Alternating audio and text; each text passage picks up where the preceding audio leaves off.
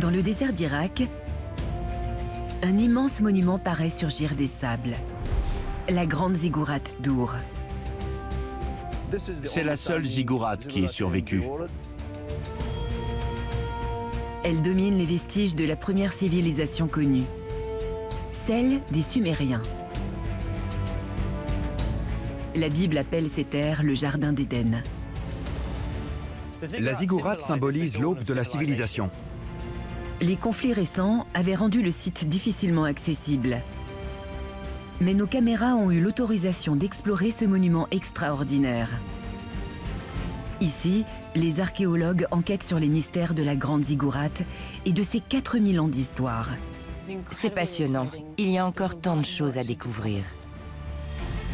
Selon les écrits antiques, une cité perdue entourait jadis la grande ziggourate. Comment a-t-on créé une civilisation majeure à cet endroit?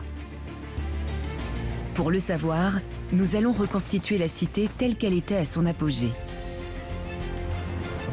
Mettre au jour les trésors d'anciens rois et révéler les prouesses architecturales qui ont fait d'Our l'une des premières et des plus glorieuses cités au monde.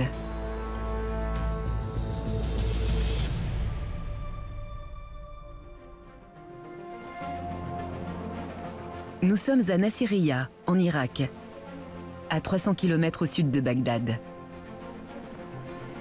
Dans ce désert aride, une gigantesque structure pyramidale barre l'horizon.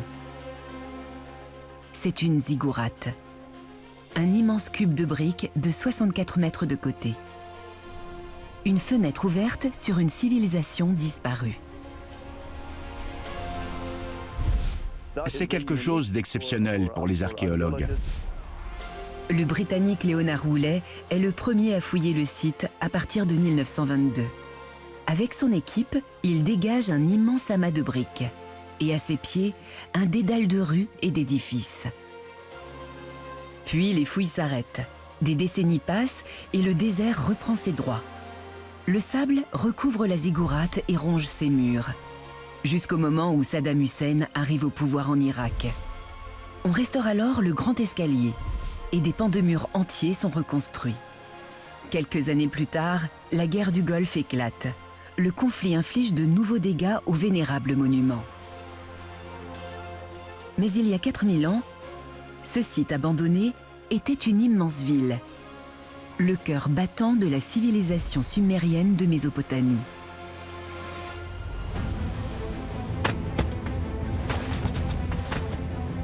En 2100 avant notre ère, la grande ziggourate domine un ensemble de temples et de palais.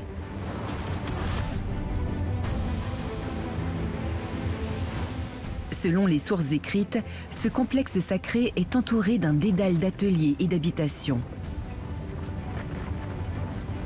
Le tout ceinturé par un mur défensif. La ville d'Our est sans doute l'une des premières métropoles qui ait jamais existé. Ici, les Sumériens ont inventé le mode de vie urbain.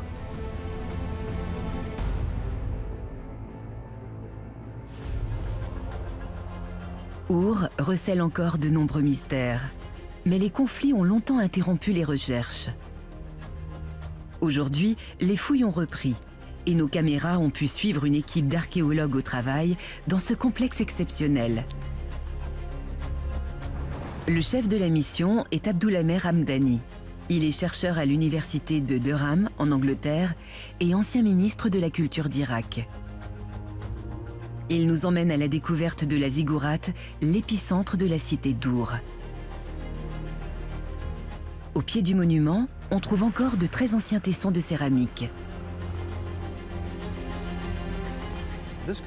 Le style et le décor de la céramique indiquent que ces tessons datent du 5e millénaire avant notre ère.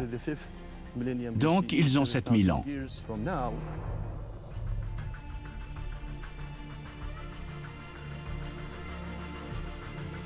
Abdoulamer Hamdani a obtenu l'autorisation exceptionnelle de faire voler un drone au-dessus du site.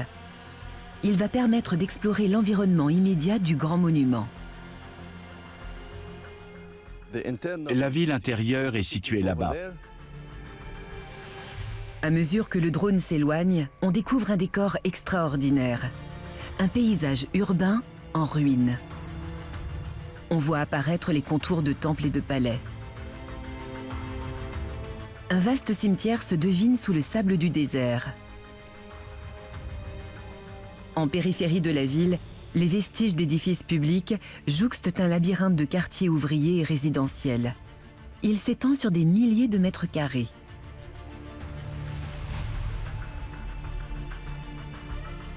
Pendant des millénaires, les vestiges d'Our sont restés cachés sous 5 mètres de terre.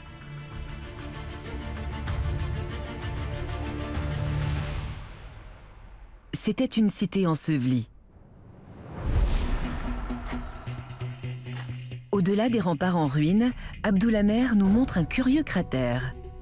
Un souvenir de la guerre et des nombreux dégâts liés aux conflits qui ont secoué l'Irak.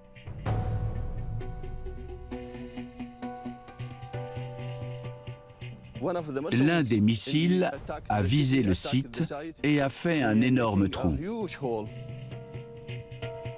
Le cratère a mis au jour des vestiges archéologiques.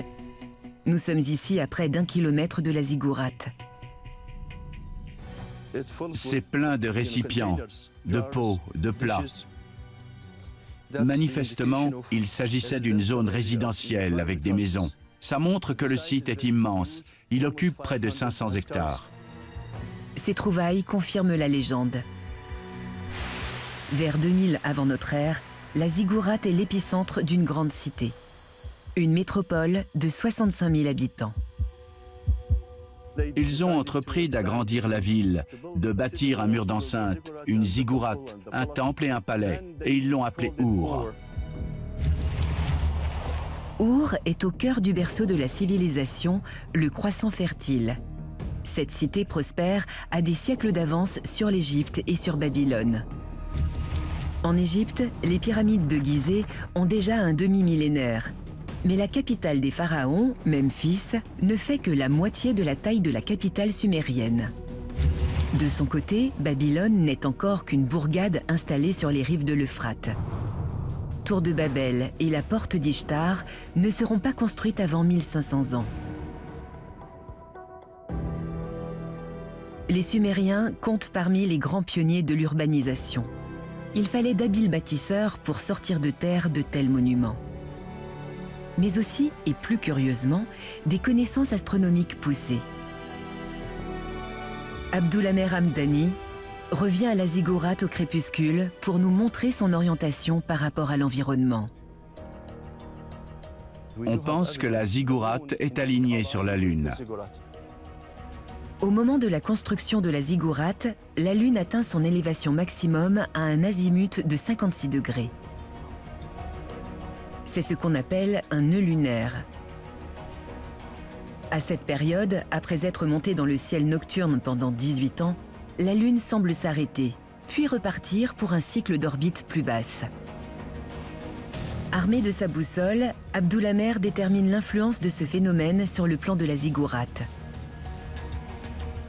Le nord est ici. Maintenant, si on mesure 56 degrés à partir du nord, on atteint le point où la Lune apparaissait le plus haut sur l'horizon. Et on voit que l'aiguille est dans l'axe du grand escalier. Donc il pourrait être aligné sur la Lune. Ils connaissaient parfaitement les cycles lunaires et s'en sont servis pour construire leur ville. Les Sumériens avaient développé une véritable science astronomique fondée sur l'observation. Cet alignement sur la Lune n'est pas un simple hasard. Vu du ciel, d'autres édifices sont orientés de la même façon. En 2100 avant notre ère, la ziggourate est au centre de cette métropole révolutionnaire placée sous le signe de la Lune. Du haut de ses 4000 ans, elle reste très imposante. Mais au sommet de sa gloire, elle était sans doute encore plus impressionnante. Abdulhamer Hamdani est sur les traces de l'étage disparu de la ziggourate. Au départ, la structure comportait 3 étages. Elle culminait à 46 mètres.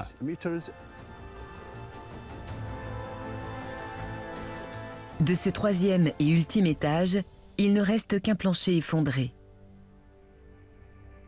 À quoi ressemblait-il? Direction l'université de Cambridge, en Angleterre. Augusta McMahon est spécialiste de Sumer. Elle nous montre une maquette de la grande ziggourate à son apogée. Voilà ce qu'on voit sur le site aujourd'hui, les 2 premiers degrés de la pyramide. Et voilà ce qui manque, un étage supplémentaire qui est lui-même coiffé d'un sanctuaire. Un temple d'un blanc éclatant est édifié au sommet de la ziggourate. Son revêtement a sans doute été conçu pour refléter le clair de lune. La couleur blanche n'est pas de la peinture. C'est un enduit à la chaux constellé de petits cristaux. Quand les rayons de la pleine lune frappent le sanctuaire, il brille de 1000 feux, il est étincelant. Le spectacle devait être très impressionnant.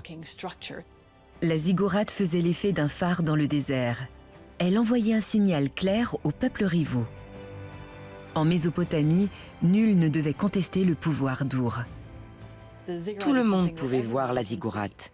C'était une sorte de symbole, pas seulement du pouvoir des rois d'Ur, mais aussi de la ville et de son immense importance. « 2000 ans avant notre ère, cet édifice s'élève à plus de 30 ou même 40 mètres au-dessus du sol. C'est le point le plus haut à des centaines de kilomètres à la ronde. Selon les archéologues, il s'agit d'un temple. Il abrite un autel où les prêtres vénèrent le ciel nocturne. Tous les 18 ans, le grand escalier conduisant à l'entrée est parfaitement aligné sur la Lune quand elle atteint son point culminant dans le ciel. Mais pourquoi faire tant d'efforts pour suivre la course de la Lune ?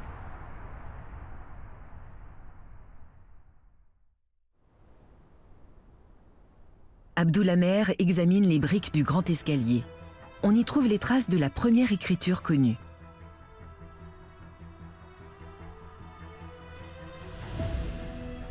Ce que nous voyons ici sur cette brique, c'est une inscription en écriture cunéiforme, en langue sumérienne. Le cunéiforme est une invention de la Mésopotamie. Pour la première fois, les hommes conservent la trace des événements. Ils entrent dans le temps historique et rendent compte de leurs croyances. Ici, ils ont écrit pour l'éternité le nom d'un dieu. Il est écrit que le sanctuaire est dédié à Nana, le dieu de la ville, et qu'il a été construit au sommet de la ziggourate. À la différence des Égyptiens qui adorent le soleil, les Sumériens révèrent le dieu lune, Sin ou Nana. C'est l'une des divinités les plus puissantes de leur panthéon. La lune était très importante pour les habitants d'Ur. Leur calendrier était fondé sur les mouvements de notre satellite naturel. Du haut de la ziggourate, les prêtres observent la course de la lune et des étoiles. Ils deviennent ainsi capables de prédire leur déplacement dans le ciel. Astronomie et astrologie sont liées.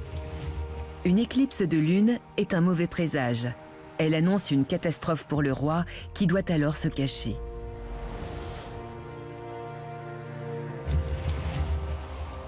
Une doublure du roi prend sa place. Pour tromper le dieu Lune, il s'habille et se conduit comme le vrai souverain. Lorsque le danger est passé, le remplaçant du roi est sacrifié pour apaiser la divinité. On peut imaginer la scène. Il fait nuit, le prêtre monte jusqu'au sanctuaire. Toute la population d'Ur est réunie pour célébrer cette cérémonie. C'est une scène magique, un rite très important dans le culte de la Lune. Il y a 4000 ans, la grande ziggourate a été bâtie pour la divinité tutélaire de la ville, la Lune. Et c'est à Ur que les Sumériens ont inventé ce qu'on appelle la civilisation. Ils ont bâti une grande métropole, perfectionné l'astronomie et mis au point l'écriture. Cette société était structurée autour d'un roi. Mais qui étaient les souverains d'Ur ?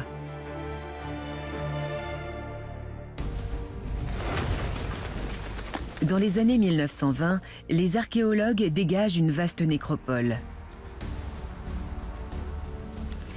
Dans les tombes de briques crues, Il découvre des sépultures royales. À l'intérieur, des objets précieux en or, des amas d'argenterie et des coiffes raffinées. Autour de ces chambres funéraires, ils mettent toujours des centaines de squelettes. Ils sont soigneusement alignés et tous portent des blessures au crâne.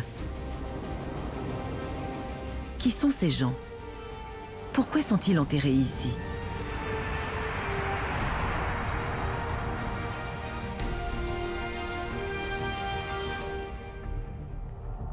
Ces mystérieuses dépouilles sont un précieux témoignage des mœurs sumériennes. Elles montrent comment les souverains maintenaient leur emprise sur cette immense cité. Abdulhamer Hamdani nous mène sur la tombe de Shoghi, le roi qui a vu l'achèvement de la grande ziggourate.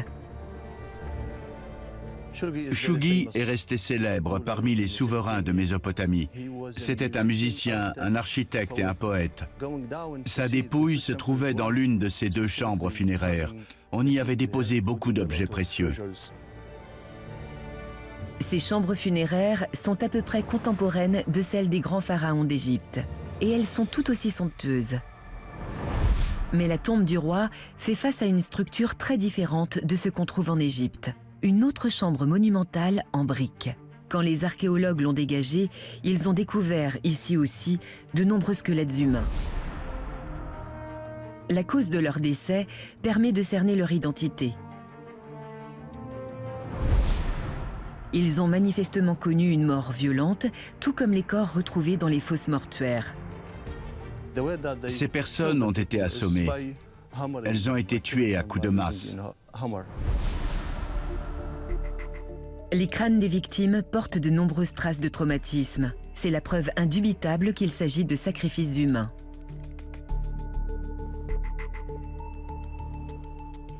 Ces squelettes pourraient être les dépouilles de personnages importants. Abdulhamer examine les plans des fouilles. Ils indiquent les emplacements précis du trésor royal et des 2000 corps enterrés dans ces fosses mortuaires. Il y a plusieurs niveaux. Ici, on a des harpes d'Our, faites d'or et d'argent.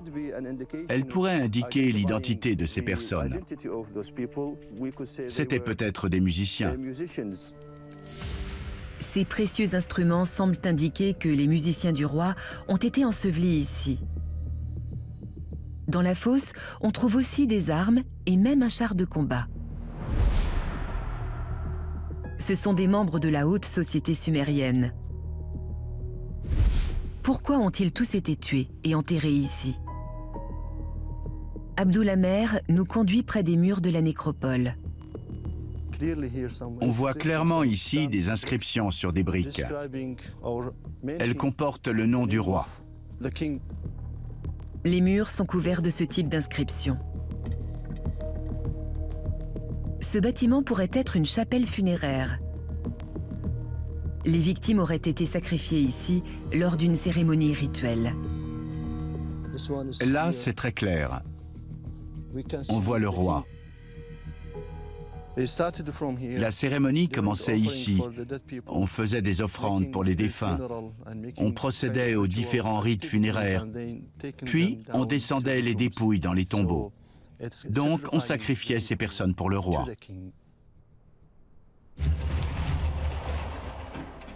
Quand le roi ou la reine meurt, on organise en son honneur des banquets et des festivités qui durent plusieurs jours.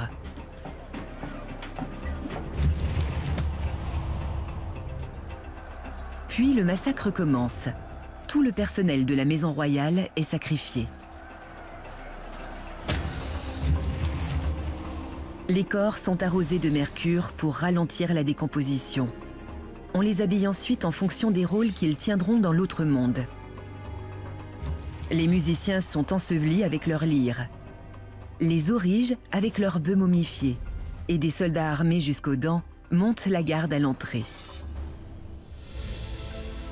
Pourquoi le roi ordonne-t-il la mort de tant de ses plus proches serviteurs? George E. White est spécialiste de Sumer et membre de l'université de Cambridge. Il examine un petit cylindre gravé orné d'une figure royale. Ces cylindres servaient à sceller ou à authentifier un document, comme on le fait aujourd'hui avec une signature. On a trouvé des seaux cylindres comme celui-ci dans toute la ville. Le sceau porte le nom de son propriétaire et souvent une illustration. Pendant des siècles, l'élite mésopotamienne a fait appel à d'habiles artisans pour créer des sceaux aux motifs uniques, la marque de leur propriétaire. Ils gravaient très délicatement l'image en creux sur le cylindre. C'était extrêmement difficile. Ensuite, ils le perçaient souvent de part en part pour y passer un lien. On pouvait alors le porter autour du cou. Celui-ci est très sophistiqué. Il appartenait à un haut dignitaire du pays. L'original était sans doute fait d'une très belle pierre et la gravure était d'une grande finesse. Ce sceau-cylindre appartenait au gouverneur d'une cité-État située près d'Our.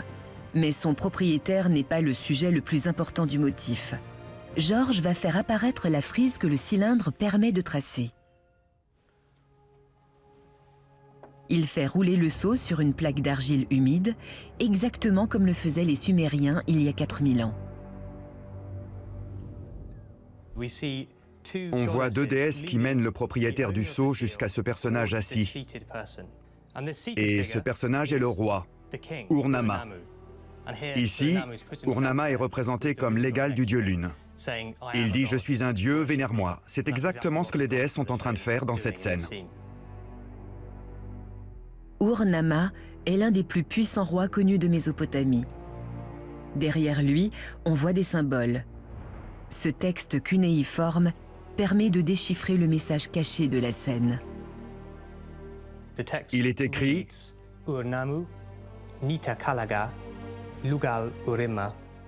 ce qui veut dire « À Ur-Nama, homme puissant, roi d'Ur, le gouverneur d'Ishkunsin, votre serviteur ». C'est vraiment un outil de propagande royale. Grâce à ce type de motif, chaque document scellé affirmait l'hégémonie d'Ur-Nama sur tout le pays. Les souverains sumériens exerçaient une autorité tyrannique sur leur sujet. Nul ne devait sortir du droit chemin. On a trouvé des centaines de milliers de tablettes qui montrent avec précision comment les rois de Sumer gouvernaient le pays. Chaque province devait verser au souverain une grande partie de sa production. Le tribut prenait la forme de bétail, de céréales ou d'étoffes. Le roi exerçait un contrôle total sur la population. Ce sceau-cylindre montre l'image que le roi veut projeter, celle d'un souverain tout-puissant. Ce type de texte pourrait avoir eu la même fonction que les sacrifices perpétrés en l'honneur des rois défunts. Ce sont sans doute des moyens de contrôler la population. C'est une démonstration de pouvoir. Quand le roi meurt, on peut être offert en sacrifice, alors il vaut mieux lui obéir. Ces rites macabres permettent au roi divinisé d'Our d'étouffer toute velléité de révolte. Le souverain règne de manière absolue. Mais une autre question se pose. Comment les Sumériens ont-ils pu ériger une cité florissante à cet endroit? La région ne dispose pas de matériaux naturels de construction. Le secret se cache à l'intérieur de la ziggourate. À l'origine, le temple est une modeste bâtisse en briques crues. Elle est exposée aux intempéries et s'effondre au bout de quelques décennies. Ces ruines sacrées servent de fondation à un nouveau temple. Il est un peu plus grand et plus haut que le précédent. Au fil des siècles, les constructions se succèdent et se superposent, jusqu'à former un édifice colossal de plus de 30 mètres de hauteur. Il est gardé par une magnifique tour-porte et coiffé d'un sanctuaire. Comment cet énorme monument de briques crues a-t-il traversé les millénaires?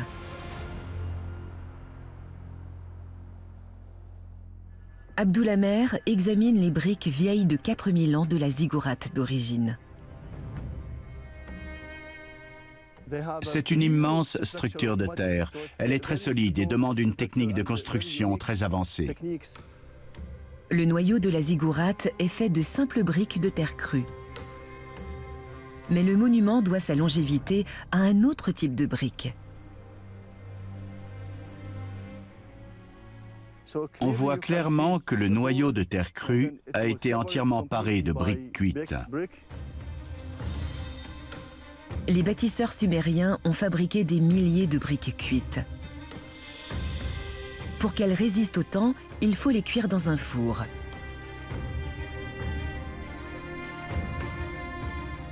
Les Sumériens seraient les premiers à en avoir produit à grande échelle. Leurs teintes variées témoignent probablement d'un procédé de fabrication très élaboré. En fonction du mode de cuisson, on va obtenir différents types de briques. Pour valider son hypothèse, Abdulhamer va explorer les abords de la ville. Il devait y avoir ici des briqueteries de très grande capacité.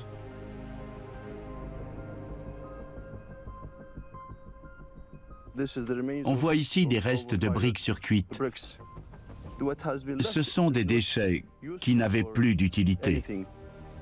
Les briques surcuites ou brûlées sont trop cassantes. Les maçons les laissent de côté. Tous ces reliquats sont la marque d'un important chantier de construction. Dans l'Antiquité, cet espace était clairement occupé par un atelier avec des fours. Il y a 4000 ans, des ouvriers ont moulé ici des milliers de briques. Des centaines d'entre elles comportent une inscription. Elles portent le nom du souverain et du dieu lune auquel le monument est dédié. Mais elles ne sont pas destinées à être lues. Une fois cuites, elles sont insérées dans les murs extérieurs de la ziggourate. Mais la cuisson des briques ne peut garantir à elle seule la pérennité d'une structure de cette taille. Les Sumériens ont mis au point des procédés innovants pour lier ces énormes amoncellements de terre. Ce qu'on voit ici, c'est une couche de bitume. On a des briques de terre crue, puis du bitume. C'est la structure de l'ensemble. Le bitume est un mélange d'hydrocarbures qui ressemble au goudron. Une substance qui remonte naturellement à la surface. Les Sumériens en font venir en immense quantité de gisements situés à des centaines de kilomètres. Ils s'en servent comme mortier pour sceller les murs de briques cuites. Une partie des murs a été remontée selon ce procédé. On a disposé de la même façon des assises de briques scellées avec un ciment imperméable.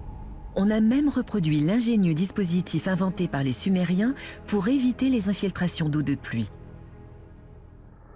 On voit qu'il y a des ouvertures rectangulaires dans les murs de la ziggourate. Leur fonction est d'évacuer la pluie qui pourrait s'accumuler au cœur du monument. Ce dispositif est toujours en usage dans les constructions en briques modernes. Mais une dernière innovation garantit la solidité de la structure.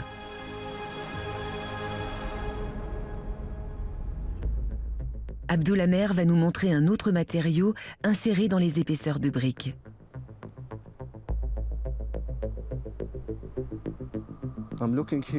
Alors là, je cherche une couche de roseau. Ce matériau organique s'est décomposé depuis longtemps, mais Abdulhamer en retrouve la trace sur des fragments de bitume. On peut encore voir l'impression des nattes de roseau sur le bitume. C'est le seul exemple que nous ayons de ce procédé à Our. Personne ne l'avait fait avant les Sumériens. Ces techniques innovantes ont permis à la ziggourate de résister à l'épreuve du temps.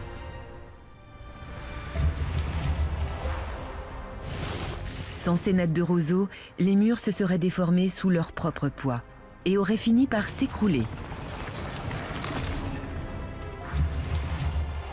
Le roseau joue le même rôle que l'acier dans le béton armé. Il offre une solidité accrue à la structure. C'est ce qui a permis aux Sumériens de construire de très hauts édifices. Lorsqu'il pleut, le bitume imperméabilise les murs extérieurs. Mais le noyau en terre crue risque d'aspirer l'eau du sol et de se transformer en véritable bombe à eau. Alors, des centaines de trous aménagés dans les murs font office de système d'aération. Ils permettent à l'eau de s'évaporer au lieu de s'accumuler dans la structure. La technique des nattes de roseau à l'intérieur de la structure permet de la consolider. C'est ce qui lui a permis de rester debout pendant des millénaires. La ziggourate représente l'apogée de l'architecture sumérienne. Mais pour construire une civilisation, les temples ne suffisent pas. Our a besoin de maisons pour ses dizaines de milliers d'habitants. Abdulhamer explore les vestiges d'un bâtiment plus modeste à l'ombre de la ziggourate.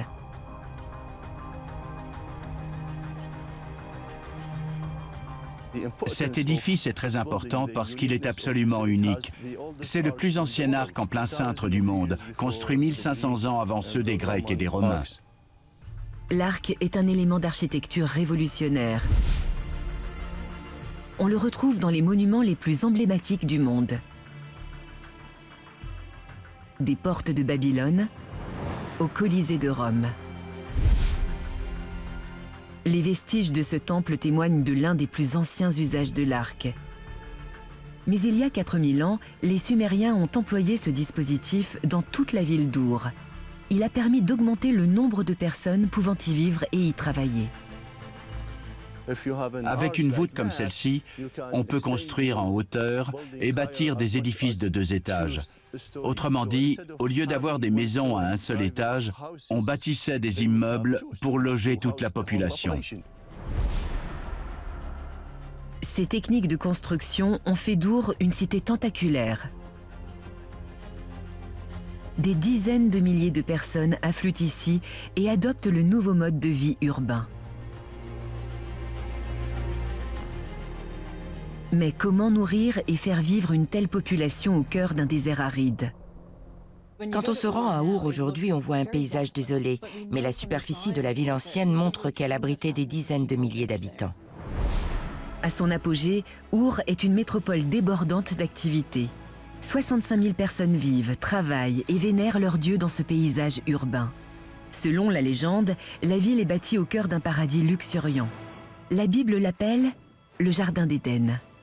Le mythe cache peut-être un fond de vérité.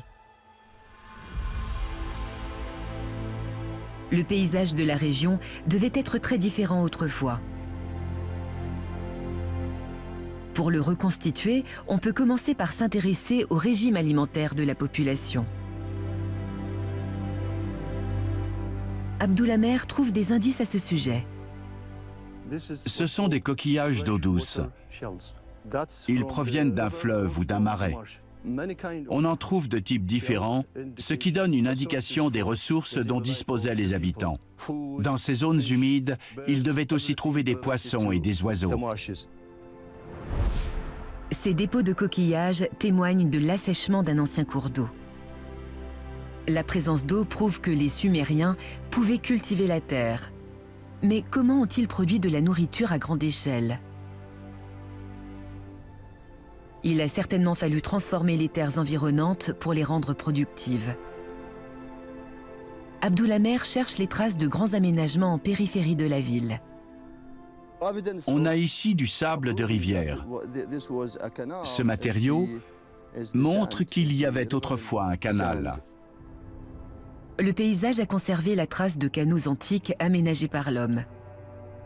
Des plantes continuent à y pousser. Ce sont les vestiges d'un paysage luxuriant qui a peut-être inspiré l'idée du Jardin d'Éden. Mais l'agriculture ne peut assurer à elle seule la puissance d'une ville et d'une nation. À l'université de Cambridge, Augusta McMahon étudie une tablette découverte aux alentours de la ziggourate.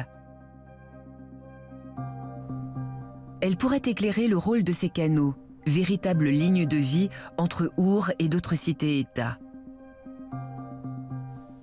Elle donne une excellente idée du paysage qui entourait Our.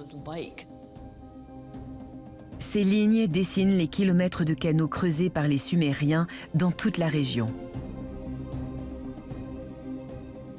On voit aussi des villages et les noms de champs ou de propriétaires de champs. Donc, ils avaient clairement calculé la quantité de nourriture nécessaire à la population.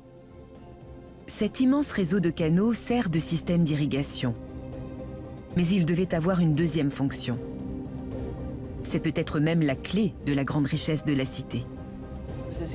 C'était un paysage très luxuriant, très fertile, avec partout des palmiers et des plantations de dattiers et d'oignons. Il y a aussi d'immenses champs de blé, d'orge et de sésame. C'était un environnement agricole très riche. Les commerçants venaient dans la ville parce qu'ils étaient sûrs d'y trouver un marché. Les maîtres d'Our ont compris qu'ils pouvaient vendre leurs abondantes récoltes au loin. Il suffit pour cela de modifier radicalement l'usage de leurs canaux. Ces aménagements sont de grandes prouesses techniques. Et les rois vont s'occuper d'amplifier et d'étendre encore ce réseau de canaux d'irrigation. Les plus grands pouvaient aussi servir au transport. Certains ressemblaient à des sortes d'autoroutes à 4 voies, assez larges pour permettre à des bateaux de se croiser. Cette tablette est une sorte de carte routière. Comme Venise plus tard, la région d'Our possédait un réseau complexe de transport par voie d'eau. Mais pour le développer, la ville a besoin de contacts directs avec d'autres cités. Où menaient ces anciens canaux? Pour le savoir, Augusta examine une image satellite à haute résolution des environs d'Our. La zone sombre est le noyau central de la ville le plus densément peuplé. Si on prend un peu de hauteur, on voit une grande bande grise qui passe tout près du site. Vue du ciel, une bande claire apparaît comme gravée à la surface du sol. Elle semble indiquer qu'Our se trouvait autrefois sur les rives d'un grand fleuve. Autrefois, Our était au bord de l'Euphrate. Le fleuve s'est déplacé, mais on distingue encore le cours de son ancien lit. Le fleuve et les canaux reliaient Our au reste de la Mésopotamie et au golfe Persique, ce qui lui donnait accès à la vallée de l'Indus. Our était donc au cœur d'un gigantesque réseau de transport qui lui a permis d'acquérir de grandes richesses. L'Euphrate se jette dans le golfe Persique. Les Sumériens s'enrichissent grâce au commerce. Ils multiplient les échanges avec les civilisations émergentes de Méditerranée orientale et avec l'Égypte. Il y a de l'or qui provient probablement d'Égypte, de l'argent de Turquie, des lapis-lazuli d'Afghanistan. Il y a 4000 ans, Our se trouvait sur les rives du fleuve majeur de la région. Le cours d'eau achemine des richesses jusqu'à la ville et irrigue des hectares de végétation luxuriante. C'est une oasis de verdure qui a inspiré le mythe du Jardin d'Éden. Pendant des milliers d'années, les habitants d'Our vivent dans l'abondance au bord de l'Euphrate. Mais des indices révèlent la fin rapide et violente du royaume de Sumer. Comment la première civilisation du monde a-t-elle été rayée de la carte ? La chute d'Our est un épisode terrible. 2000 ans avant notre ère, des pilleurs s'introduisent dans la tombe du roi Shougi. Ils creusent un tunnel jusqu'à sa chambre funéraire. Au passage, ils en détruisent le somptueux décor. Ils volent le trésor et ne laissent qu'un tas de pierres étranges. Un matériau venu de très loin. Ces pierres de la grosseur d'une main portent des éclats de feuilles d'or. Près d'elles, on découvre un tas de galets coupés en deux. Et une pastille en argile façonnée à la main. Quelle est la fonction de ces curieuses pierres? Et pourquoi les voleurs les ont-ils laissées sur place? Pour les archéologues, ces pierres portent le secret de la fin de la civilisation sumérienne. Augusta examine des copies de ces étranges trouvailles. Il y a un marteau en pierre avec quelques traces d'or. Il a peut-être brisé quelque chose qui était couvert de métal, peut-être des objets précieux. Et puis, il y a plusieurs pierres cassées en deux qui ont peut-être servi à peser le butin de ces tombes. Les pierres remontent aux derniers jours de la civilisation de Sumer. Il pourrait s'agir d'outils laissés par les pillards, des poids pour se partager le trésor du roi Shougi. Mais la pastille en argile n'a rien d'unique. On en a retrouvé des centaines d'autres de ce type à travers la ville. Quel est le secret de cette antique scène de crime? Les pastilles d'argile sont peut-être des balles de fronde. Il s'agit manifestement des vestiges de combat. S'agit-il d'un simple accrochage avec des pillards? Ou la ville entière a-t-elle été assiégée? Abdulhammer cherche des indices qui pourraient révéler l'ampleur de l'attaque. Différents indices montrent que la ville a été attaquée. Ces traces semblent indiquer que des étrangers y ont mis le feu. Ce niveau archéologique est daté de la même époque que les pierres trouvées dans la tombe. Il compte des dizaines de milliers de fragments de céramique brûlés. Cette couche de destruction traverse la totalité du site d'Ur. Une couche de cendres recouvre la ville, comme si toute la cité avait brûlé. La cendre témoigne d'un grand incendie qui s'est propagé dans toute la ville. Il s'agit d'un incendie volontaire provoqué par des pilleurs. Ils ont vidé les tombes royales et n'ont laissé derrière eux que leurs outils et leurs armes. Qui sont ces mystérieux envahisseurs? George examine une tablette qui a livré une histoire saisissante. Le récit de la chute d'Ur. Il reproduit un à un les signes cunéiformes. Un travail laborieux qui l'aide à déchiffrer le texte poétique. Sous son stylet, l'horreur des derniers jours d'Ur se révèle peu à peu. Il est écrit Urima, Gishtukal, Sahagin, Sangazi, Iake. Ce qui signifie « À Our, des armes fracassaient les crânes comme de la céramique ». Et sur la ligne suivante, « Le feu approchait ». Les traces archéologiques d'incendie et de destruction valident les textes anciens. George continue à déchiffrer la tablette et il trouve ce qu'il ce l'identité des envahisseurs. Dernière ligne. Ce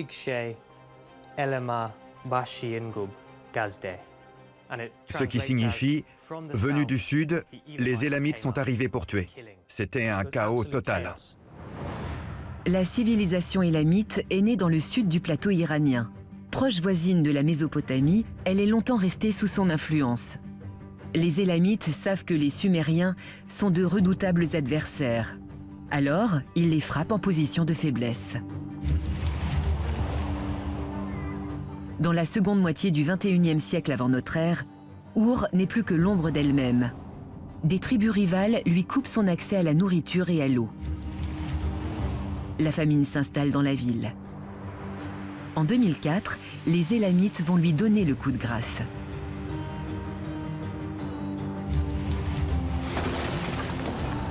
Ils assiègent la cité, pillent ses trésors, saccagent tout sur leur passage et chassent les habitants.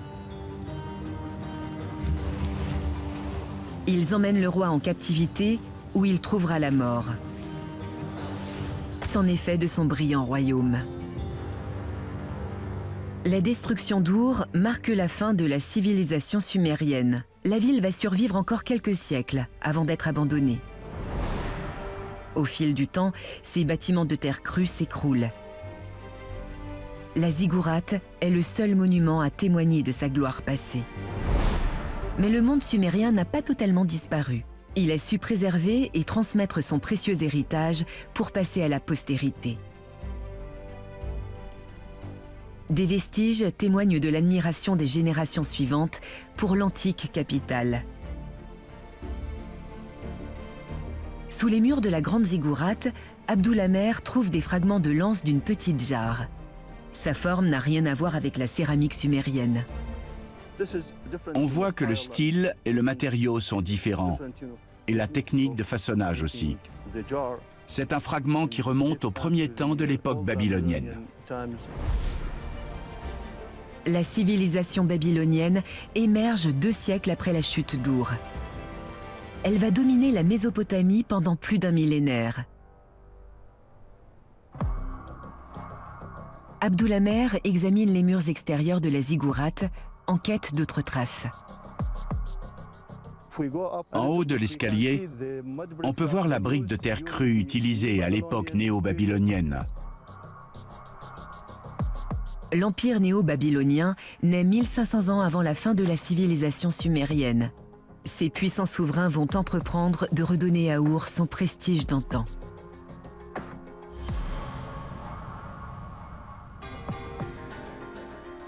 Nous sommes en 625 avant notre ère. L'empire néo-babylonien est en passe de dominer la Mésopotamie. Le cœur de leur empire, c'est Babylone. Elle est située non loin de l'actuel Bagdad. Les rois de Babylone ont bâti quelques-uns des plus célèbres monuments de l'Antiquité. L'étincelante porte d'Ishtar. Et l'une des 7 merveilles du monde antique, les jardins suspendus de Babylone. Leur empire s'étend rapidement. Les Babyloniens se déploient vers le sud, le long de l'Euphrate, et parviennent ainsi aux portes d'Our.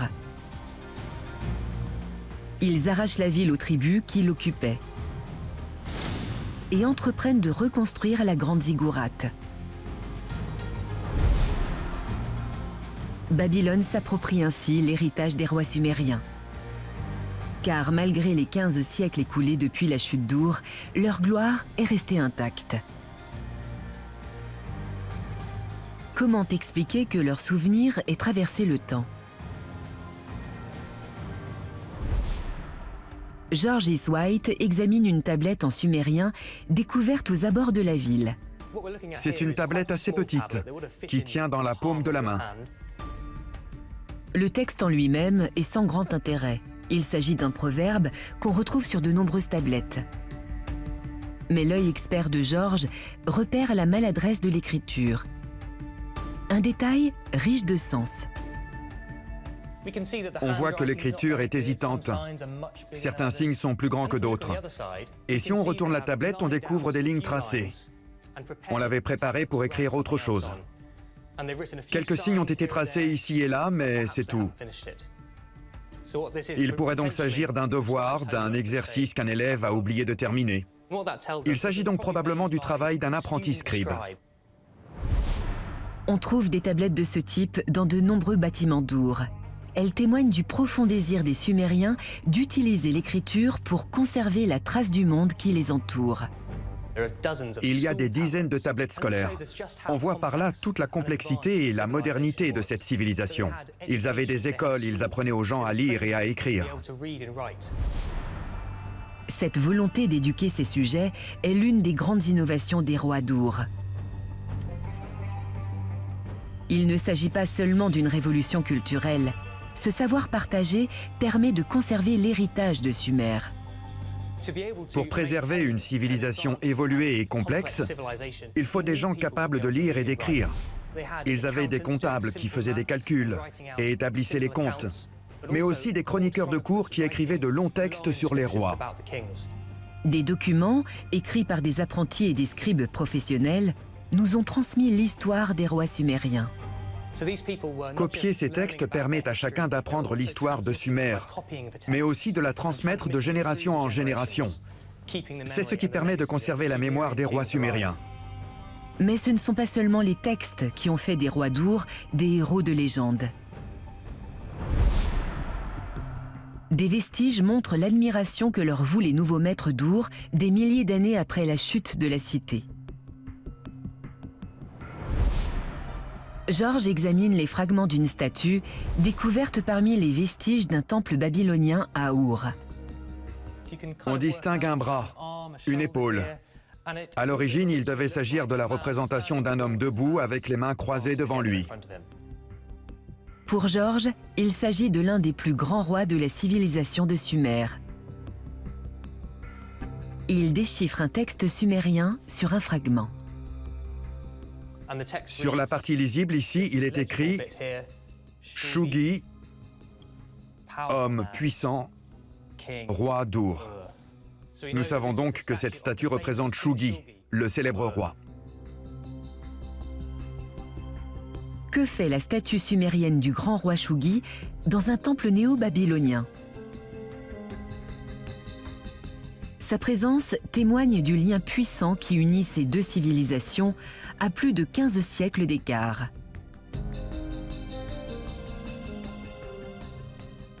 Les néo-babyloniens connaissaient la signification de ces objets. Ils sont anciens pour nous, mais ils l'étaient déjà pour eux. Ils les ont donc extraits des ruines de ce temple pour l'exposer ailleurs. Ce sont en quelque sorte les premiers archéologues de l'histoire. Les Babyloniens restaurent la ziggourate d'Ur. Ils reconstruisent les escaliers et les grands murs extérieurs pour leur redonner la splendeur d'autrefois. Ils mettent au jour des vestiges sumériens ensevelis sous la ville, témoignage de ces 2000 ans d'histoire. Ils exposent les objets et les préservent des ravages du temps. Ils créent ainsi le premier musée du monde. Les tablettes en argile gravées par des apprentis perpétuent la mémoire des rois sumériens et du monde qu'ils ont créé.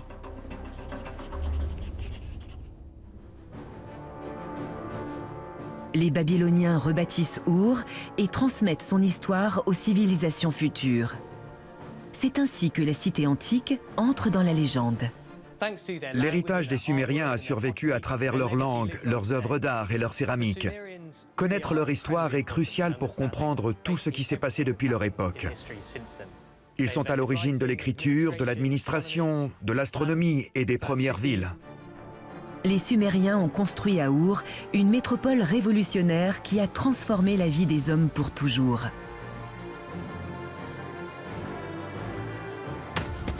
Gouvernés par de puissants rois prêtres, ses habitants ont bâti d'imposants monuments alignés sur la Lune. Leurs aménagements ont inspiré des légendes comme celle du Jardin d'Éden. Ici, ils ont édifié la plus grande ville de leur époque. Ur, berceau de la première grande civilisation.